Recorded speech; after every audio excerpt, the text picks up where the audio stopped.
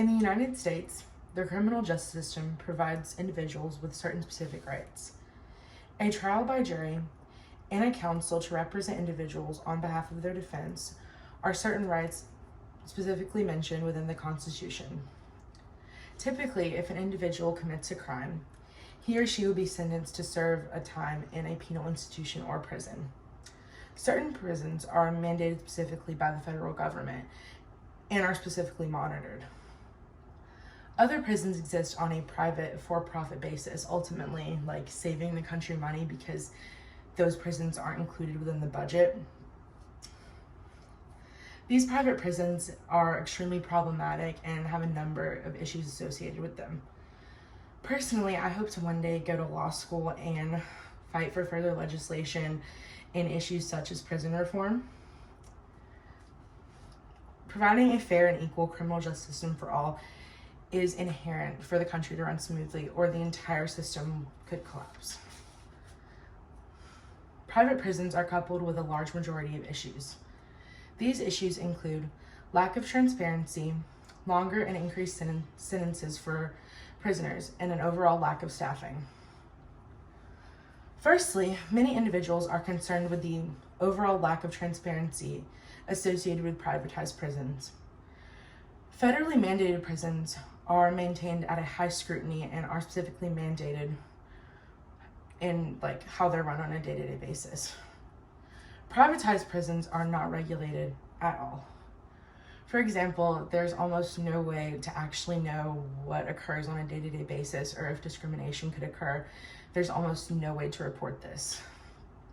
The Freedom of Information Act should be expanded to include information from these privatized prisons. Currently it exists only on a federal mandated scale, but it should be included to include privatized prisons so that there's a way for these prisons to be monitored.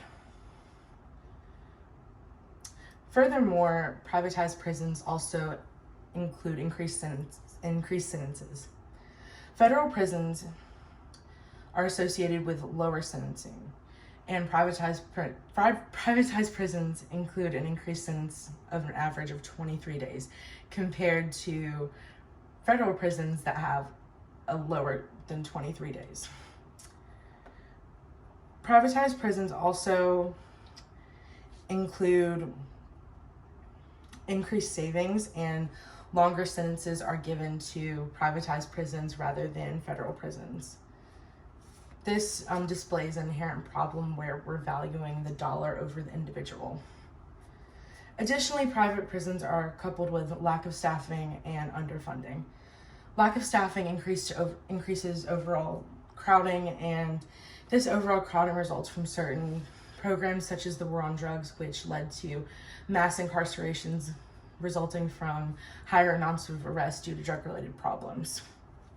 According to the Justice Policy, private prison employees earn an average of $5,000 less than their federal counterparts and received almost 58 hours on average less amount of training.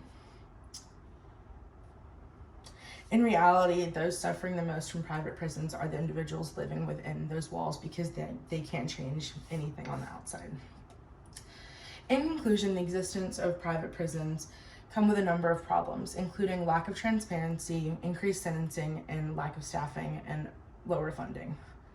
With less mandates and no transparency, prisoners have no say in change or improvements to their overall life and existence.